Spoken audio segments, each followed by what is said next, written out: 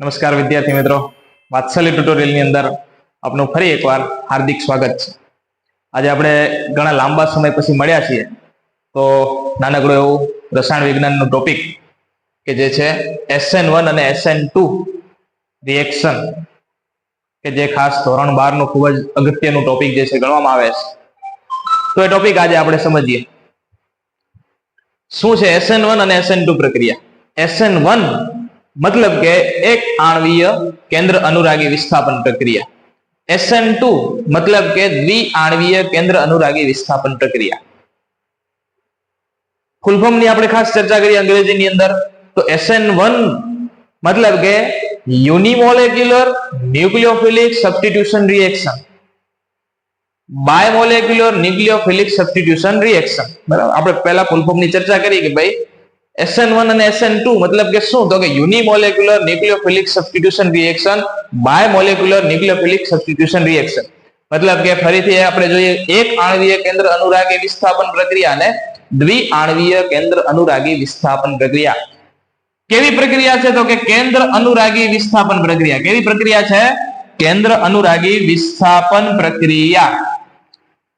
તો આવી પ્રક્રિયાને આપણે સમજીએ એનાથી પહેલા આપણને તો કેન્દ્ર અનુરાગી પ્રક્રિયક વિશે આપણને જાણકારી હોવી જોઈએ, તો જ આપણે એ પ્રક્રિયાને સમજી શકીએ. કોના વિશેની જાણકારી? તો કે કેન્દ્ર અનુરાગી પ્રક્રિયક વિશેની. તો કેન્દ્ર અનુરાગી પ્રક્રિયક મતલબ શું? તો કેન્દ્ર અનુરાગી, તો શબ્દ ઉપરથી આપણને ખબર પડે. કેન્દ્ર અનુરાગી મતલબ કે કેન્દ્ર તરફ આકર્ષાનાર. કેન્દ્ર તરફ આકર્ષાનાર મતલબ કે કેન્દ્રની અંદર કેવો વીજભાર હોય? તો કે ધન વીજભાર. મતલબ કે ધન વીજભાર તરફ જે આકર્ષણની પ્રકૃતિ ધરાવે છે એવો કોઈ પણ પ્રક્રિયક કે કેન્દ્ર અનુરાગી પ્રક્રિયક કહેવાય. તો એવા પ્રક્રિયક કે જે ધન વીજભાર તરફ આકર્ષાય છે, મતલબ કે પોતાના ઉપર કેવો વીજભાર હોય? તો કે ઋણ વીજભાર. બરાબર છે. તો એવા ઋણ વીજભારિત પ્રક્રિયકોને આપણે શું કહેશું? કેન્દ્ર અનુરાગી પ્રક્રિયક. તો એવા કેન્દ્ર અનુરાગી પ્રક્રિયક કયા કયા આવે? તો એના એક્ઝામ્પલ તરીકે આપણે શું શું લઈ શકીએ? તો કે હાઇડ્રોક્સિલ આયન, આલ્કોક્સી આયન. બરાબર છે. બીજું આપણે એમાઇન સમૂહ પણ લઈ શકીએ. બરાબર, જેની પાસે અહીંયા નાઇટ્રોજન પાસે રહેલા જે લોન પેર જે છે, બરાબર, ઇલેક્ટ્રોન, તો એ ઇલેક્ટ્રોન દ્વારા જે છે કેન્દ્ર અનુરાગી પ્રક્રિયક તરીકે કાર્ય કરી શકે. તો આવા ઘણા બધા પ્રક્રિયકો છે અને એના દ્વારા જે પ્રક્રિયા જોવા મળે એને કહેવાય કેન્દ્ર અનુરાગી પ્રક્રિયા. અને એના દ્વારા જે વિસ્થાપન થાય છે કોઈ પણ પરમાણુ, આયન કે સમૂહનું, તો એ જે પ્રક્રિયા છે ને આપણે કહીશું કેન્દ્ર અનુરાગી વિસ્થાપન પ્રક્રિયા. ચલો આપણે સૌથી પહેલા SN2 પ્રક્રિયા વિશેની માહિતી મેળવશું. અહીં આપણે એક એક્ઝામ્પલ લીધું છે, આલ્કાઇલ હેલાઇડ. તો આલ્કાઇલ હેલાઇડ તરીકે મિથાઇલ હેલાઇડ લીધું છે. અને જે મિથાઇલ હેલાઇડ કેવું હેલાઇડ છે? તો કે પ્રાથમિક આલ્કાઇલ હેલાઇડ છે. કેવું હેલાઇડ છે? પ્રાથમિક આલ્કાઇલ હેલાઇડ. મતલબ કે જે હેલોજન જોડાયેલું છે, હેલોજન બીજા એક જ કાર્બન સાથે જોડાયેલું છે. બરાબર છે. તો એ પ્રાથમિક આલ્કાઇલ હેલાઇડ આપણે એને કહેશું. ચલો, આ આલ્કાઇલ હેલાઇડ એની આપણે પ્રક્રિયા દર્શાવી છે હાઇડ્રોક્સિલ આયન સાથેની, કે જેના ઉપર નેગેટિવ ચાર્જ છે. શું ચાર્જ? કેવો ચાર્જ છે? નેગેટિવ ચાર્જ છે. મતલબ કે આપણો કેન્દ્ર અનુરાગી પ્રક્રિયક છે. તો કેન્દ્ર અનુરાગી પ્રક્રિયક હંમેશા ધન આયન હોય એના ઉપર જે છે હુમલો કરવાના છે. તો અહીંયા આપણે સમજી શકીએ કે કાર્બન અને ક્લોરીન વચ્ચેનો જે બંધ છે, એ બંધની અંદર ક્લોરીનની વિદ્યુત ઋણતા વધારે હોવાથી એ બંધના ઇલેક્ટ્રોન ક્લોરીન તરફ આકર્ષાયેલા રહે, જેથી કરીને ક્લોરીન ઉપર નેગેટિવ ચાર્જ અને કાર્બન ઉપર પોઝિટિવ ચાર્જ જે છે રહેલો હોય છે. તો સ્વાભાવિક રીતે આપણે સમજી શકીએ કે આપણો જે કેન્દ્ર અનુરાગી જે પ્રક્રિયક છે હાઇડ્રોક્સિલ આયન, એ ક્યાં હુમલો કરે? તો કે ધન વીજભાર ધરાવતા જે આપણો જે કાર્બન છે, ધન વીજભાર ધરાવતો, એના ઉપર જે છે હુમલો કરવાનો છે. તો અહીંયા OH આયન જે છે આપણો ધન વીજભારિત કાર્બન ઉપર હુમલો કરે છે. જેવો હુમલો કરે છે એ હુમલા દ્વારા જે ઓક્સિજન, હાઇડ્રોક્સિલ આયનમાં રહેલો જે ઓક્સિજન છે એ કાર્બન સાથે ધીમે ધીમે કરીને બંધ બનાવવાની જે શરૂઆત કરશે. અને અહીંયા જેવો હાઇડ્રોક્સિલ આયન બંધ બનાવવાની શરૂઆત કરે છે ત્યારે જ કાર્બન અને ક્લોરીન વચ્ચેનો બંધ એ તૂટવાની શરૂઆત થાય છે, જેને આગળ આપણે આ સંક્રાંતિ અવસ્થાની અંદર દર્શાવ્યું છે. કઈ અવસ્થા છે? સંક્રાંતિ અવસ્થા. કઈ અવસ્થા? સંક્રાંતિ અવસ્થા, જેની અંદર આપણે જોઈ શકીએ કે કાર્બન અને હાઇડ્રોક્સિલ આયન છે એની વચ્ચેનો બંધ બનતું દર્શાવ્યું છે અને કાર્બન અને ક્લોરીન વચ્ચેનો બંધ કેવો દર્શાવ્યો છે? ત્રુટક રેખા વાળા, એટલે કે તૂટતું દર્શાવ્યું છે. બરાબર છે. બીજું, હવે આ જે સંક્રાંતિ અવસ્થા છે એ કેવી છે? તો કે ખૂબ જ અસ્થાયી છે. આને આપણે અલગ નથી કરી શકતા. બરાબર, જે આપણને સ્થાયી નિપજ તરીકે આ મળતી નથી. આવી સંક્રાંતિ અવસ્થા કે જેની અંદર કાર્બન જે છે કેવું છે?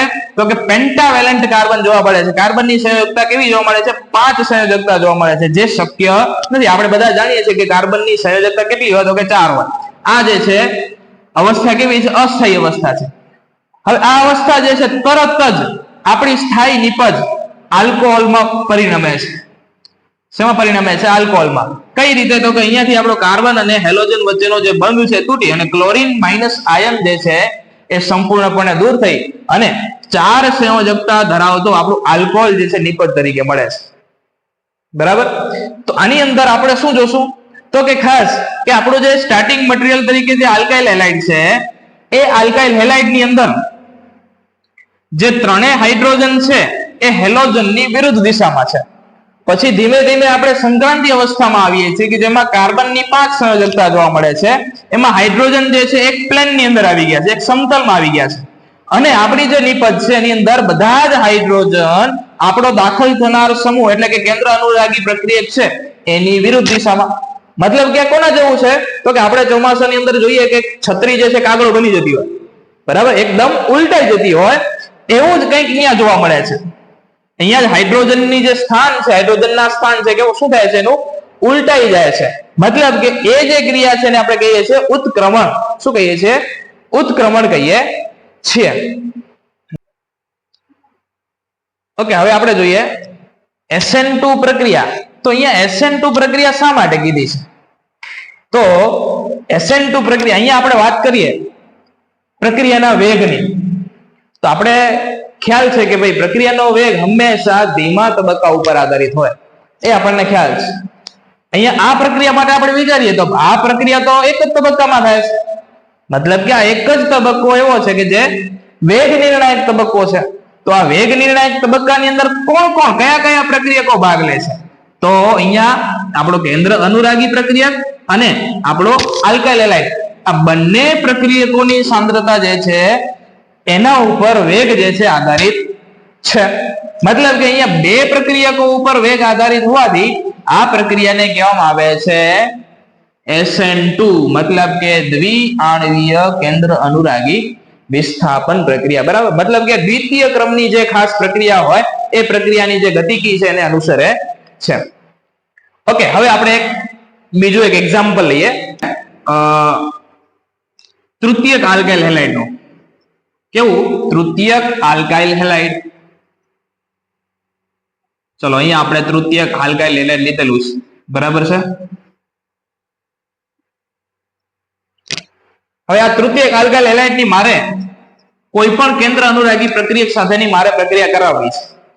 તો અહીંયા આપણે જેમ આપણે SN2 પ્રક્રિયા જોઈ એ પ્રમાણેની પ્રક્રિયા શું થઈ શકે? તો અહીંયા એ પ્રમાણેની પ્રક્રિયા થશે નહીં. એનું કારણ છે કે આપણું જો કેન્દ્ર અનુરાગી જે પ્રક્રિયક છે OH- આયન એ ક્યાં હુમલો કરશે? તો કે આપણા ધન વીજભારિત કાર્બન ઉપર. હવે એ ધન વીજભારિત કાર્બન ઉપર જો હુમલો કરવાની કોશિશ કરે છે તો શું થશે? તો અહીંયા કને આ કાર્બન, એના ઇલેક્ટ્રોન, એની પાસે રહેલા 3 હાઇડ્રોજન, આ કાર્બન, એની પાસે રહેલા 3 હાઇડ્રોજન, આ કાર્બન, એના 3 હાઇડ્રોજન, તો એ બધા જ દ્વારા અહીંયા જે આ વિસ્તાર જે છે ખાસ આટલો જે વિસ્તાર છે એ વિસ્તારની અંદર ઇલેક્ટ્રોનની ઘનતા જે છે વધી જાય છે. તો એ વિસ્તાર મતલબ કે આ અવકાશ જે છે એની અંદર ઇલેક્ટ્રોન જે છે એની ઘનતા વધે છે, જેના કારણે ઇલેક્ટ્રોન પોતે ઋણ વીજભારિત, અહીંયા આપણો જે કેન્દ્ર અનુરાગી પ્રક્રિયક છે પણ ઋણ વીજભારિત, એ ઋણ વીજભારિત બંને જે આપણો કેન્દ્ર અનુરાગી પ્રક્રિયક અને અહીંયા ઇલેક્ટ્રોનની ઘનતા છે એના કારણે તે હુમલો કરી શકતો નથી, એ એકબીજાને અપાકર્ષે છે, જેથી કરીને કાર્બન ઉપર હુમલો કરી શકતો નથી. તો આવી પ્રક્રિયાની અંદર આવા આપણા પ્રક્રિયકની અંદર કેન્દ્ર અનુરાગી પ્રક્રિયા હુમલો કઈ રીતે કરી શકે એના માટે આપણને SN1 પ્રક્રિયા સમજવી પડે. શું સમજવી પડે? SN1 પ્રક્રિયા આપણને સમજવી પડે. ચલો, આવી કન્ડિશન હોય ત્યારે ખાસ તો આપણો કેન્દ્ર અનુરાગી પ્રક્રિયક જે છે હુમલો કરી શકવાનો નથી. તો એને દાખલ થવું છે તો શું જરૂરી છે? તો આપણો જે અહીંયા ખાસ દૂર થનાર સમૂહ છે એ જો શરૂઆતમાં દૂર થઈ જાય તો પછી કેન્દ્ર અનુરાગી પ્રક્રિયક એના સ્થાને દાખલ થઈ શકે. તો એને દૂર કરવા માટે ખાસ ધ્રુવીય પ્રોટીક દ્રાવકોની હાજરી જરૂરી છે. ધ્રુવીય પ્રોટીક દ્રાવકોની હાજરી જરૂરી છે, જેમ કે પાણી છે, બરાબર, આલ્કોહોલ છે, બરાબર, એસિડ છે. આવા જે પ્રોટીક દ્રાવકો છે એની હાજરી જરૂરી છે. એની હાજરીમાં જો આ પ્રક્રિયા થશે તો શરૂઆતમાં આપણો જે દૂર થનાર સમૂહ એટલે કે હેલોજન છે એ હેલોજન દૂર થશે. શું થશે? હેલોજન દૂર થશે. ચલો હેલોજન ને આપણે દૂર થયેલો દર્શાવીએ. તો હેલોજન દૂર થાય તો આપણને કઈ રીતની નીપજ મળે? હેલોજન દૂર થાય તો આપણને કઈ રીતની નીપજ મળે? તો કે બાકીનું એ જ ઇટ ઇઝ. હેલોજન જે છે કયા સ્વરૂપે દૂર થાય? તો કે Cl- સ્વરૂપે. અહીંયા પોતાની વિદ્યુત ઋણતા વધારે હોવાથી બંધના ઇલેક્ટ્રોન લઈને મુક્ત થશે. તો કાર્બન ઉપર કેવો વીજભાર આવે? ધન વીજભાર. તો આ જે આપણી સ્પીસીસ મળી એ સ્પીસીસ કેવી છે? તો કે એને કહેશું કાર્બોકેટાયન. ધન વીજભારિત સ્પીસીસ છે. શું છે? ધન વીજભારિત સ્પીસીસ. એને આપણે કહીએ કાર્બોકેટાયન. કેવો કાર્બોકેટાયન છે? તો કે તૃતીયક કાર્બોકેટાયન. શું કામ? તો કે જે કાર્બન ઉપર ધન વીજભાર છે એ બીજા 3 કાર્બન સાથે જોડાયેલો છે, જેથી કરીને આપણે એને તૃતીયક કાર્બોકેટાયન કહેશું. આપણે ધોરણ 11 ની અંદર શીખી ગયા કે કાર્બોકેટાયન ની આપણે સ્થાયીતાની વાત કરીએ તો સૌથી વધારે સ્થાયી કોણ હોય? તો કે તૃતીયક કાર્બોકેટાયન સૌથી વધારે, દ્વિતીયક એનાથી ઓછું અને સૌથી ઓછું પ્રાઇમરી. ઓકે, આ એક સ્ટેપની વાત થઈ. હવે અહીંયા આગળ આપણે જોશું તો કે કાર્બન એની વેલેન્સી ઘટી ગઈ, એના ઉપર ધન વીજભાર છે. તો આવી સ્પીસીસ ઉપર આપણો જે કેન્દ્ર અનુરાગી પ્રક્રિયક છે એ ઇઝીલી જે છે હુમલો કરી અને નિપજ જે છે બનાવી શકે છે. તો આપણે એની પ્રક્રિયા પણ આપણે દર્શાવીએ. ચલો સીધે સીધું કાર્બન એના ઉપર કોણ છે? તો કે મિથાઇલ સમૂહ છે, એની સાથે બીજું પણ મિથાઇલ છે અને ત્રીજું પણ મિથાઇલ સમૂહ આવેલું છે. તો સિમ્પલ આપણો કેન્દ્ર અનુરાગી પ્રક્રિયક જે ઋણ વીજભારિત છે અને ધન વીજભારિત કાર્બન સાથે ઇઝીલી જોડાઈ શકે અને અહીંયા તૃતીયક આલ્કોહોલ જે છે નિપજ તરીકે મળે. તૃતીયક આલ્કોહોલ નિપજ તરીકે મળે. હવે અહીંયા આપણે જોઈએ, શું જોશું? તો કે આપણો જે પ્રથમ સ્ટેપ છે, ખાસ આપણો જે પ્રથમ સ્ટેપ છે એ પ્રથમ સ્ટેપની અંદર કેન્દ્ર અનુરાગી પ્રક્રિયકની કોઈ પણ પ્રકારની ક્રિયા જે છે રહેતી નથી. મતલબ કે પ્રથમ સ્ટેપમાં આપણો કેન્દ્ર અનુરાગી પ્રક્રિયકની આવશ્યકતા જ નથી. બરાબર? તો પ્રથમ સ્ટેપ શું છે? તો કે આલ્કાઇલ હેલાઇડ છે તૃતીયક, એમાંથી કાર્બોકેટાયન નું બનવું. આ આપણો પ્રથમ સ્ટેપ છે. આ પ્રથમ સ્ટેપની અંદર શું થાય છે? ખાસ તો કે ક્લોરીન દૂર થાય છે. આ જે તબક્કો છે કેવો તબક્કો છે? ધીમો તબક્કો છે. કેવો તબક્કો છે? ધીમો તબક્કો છે અને કાર્બોકેટાયન બને છે. અને પછી ધન વીજભારિત સ્પીસીસ એની સાથે જોડાનાર કેન્દ્ર અનુરાગી પ્રક્રિયક એ ઇઝીલી જે છે જોડાઈ શકે છે. આ તબક્કો ઝડપી તબક્કો છે. હમણાં જ આપણે આગળ વાત કરી કે પ્રક્રિયાના વેગની, તો વેગ હંમેશા ધીમા તબક્કા ઉપર આધારિત હોય. બરાબર છે? તો એ ધીમો તબક્કો જે આપણો છે પ્રથમ તબક્કો, એની અંદર આપણે જોશું તો માત્ર ને માત્ર આપણો આ એક જ પ્રક્રિયક જે છે જવાબદાર છે. તો એની સાંદ્રતા ઉપર આ પ્રક્રિયાનો વેગ જે છે આધાર રાખશે. આ પ્રક્રિયાની અંદર માત્ર ને માત્ર આપણો જે આલ્કાઇલ હેલાઇડ છે એની સાંદ્રતા ઉપર જ જે છે પ્રક્રિયાનો વેગ આધારિત છે. એટલા માટે આ જે પ્રક્રિયા છે એને આપણે કહેશું એક આણ્વીય કેન્દ્ર અનુરાગી વિસ્થાપન પ્રક્રિયા.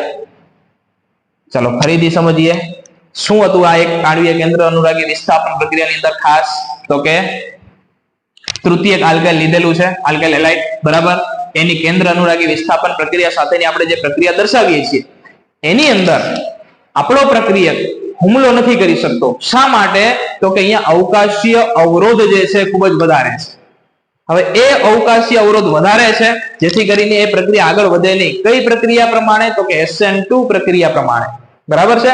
પછી તો આ પ્રક્રિયા કરવી છે તો એના માટે ખાસ ધ્રુવીય પ્રોટીન દ્રાવકોની હાજરી જરૂરી છે, જેથી કરીને આપણો દૂર થનાર સમૂહ હેલોજન છે એ દૂર થઈ કાર્બોકેટાયન બને. આ કાર્બોકેટાયન સાથે કેન્દ્ર અનુરાગી પ્રક્રિયા જોડાઈને આલ્કોહોલ નિપજ તરીકે આપણને મળે. આપણે પ્રક્રિયાના વેગની પણ માહિતી લીધી કે ભાઈ ધીમા તબક્કા ઉપર આધારિત છે. ધીમો તબક્કો આપણો કાર્બોકેટાયન બને છે એ તબક્કો છે. તો એ ધીમા તબક્કાની અંદર માત્ર આપણો તૃતીયક આલ્કાઇલ હેલાઇડ છે એની જ સાંદ્રતા જવાબદાર છે. બરાબર, આનો વેગ જે છે ખાસ આ તૃતીયક આલ્કાઇલ હેલાઇડની સાંદ્રતા ઉપર જ આધારિત હોવાથી આ પ્રક્રિયાને આપણે એક આણ્વીય કેન્દ્ર અનુરાગી વિસ્થાપન પ્રક્રિયા જે છે કહેશું. બંને તફાવતની આપણે ચર્ચા કરીએ. શું આવે છે તફાવત જો તમને પૂછાય છે તો શું શું લખી શકો? તો કે પહેલા તમે ફૂલ ફોર્મ ની ચર્ચા કરી શકો, બરાબર છે. પછી SN1 પ્રક્રિયા જે છે ખાસ 2 તબક્કામાં થશે. આગળ આપણે SN2 જોયું એ એક જ તબક્કાની અંદર પ્રક્રિયા થતી હતી. આ SN1 પ્રક્રિયા છે એની અંદર કાર્બોકેટાયન બને છે. SN2 પ્રક્રિયાની અંદર શું બનતું હતું? તો કે સંક્રાંતિ અવસ્થા જોવા મળતી, જે ખૂબ જ અસ્થાયી હોય છે. બરાબર. પછી SN2 આપણે પ્રક્રિયા જોઈએ, એના પ્રક્રિયાના વેગની વાત કરીએ તો પ્રક્રિયાનો વેગ હંમેશા 2 પ્રક્રિયકોની સાંદ્રતા ઉપર આધારિત છે. SN1 ની અંદર માત્ર એક જ પ્રક્રિયકની સાંદ્રતા ઉપર આધારિત છે. બરાબર. પ્રક્રિયાનો ખાસ પ્રતિક્રિયાત્મકતાનો ક્રમની આપણે વાત કરીએ તો કે SN1 એમાં તૃતીયક આલ્કાઇલ હેલાઇડ સૌથી વધારે ઝડપથી પ્રક્રિયા આપશે. એના પછી દ્વિતીયક અને પ્રાથમિક SN2 પ્રક્રિયા જે છે એની અંદર પ્રાથમિક આલ્કાઇલ હેલાઇડ જે છે સૌથી વધારે ઝડપથી પ્રક્રિયા આપશે, પછી દ્વિતીયક અને પછી તૃતીયક જે છે. આ રીતનો ક્રમ એ SN2 પ્રક્રિયા માટેનો રહેશે. તો આજે આટલું રાખીએ. આજે આપણે જોયું SN1 અને SN2 પ્રક્રિયા. ફરીથી આપણે એક નવા જ ટોપિક થી મળશું આપણે. ત્યાં સુધી બધાને નમસ્કાર.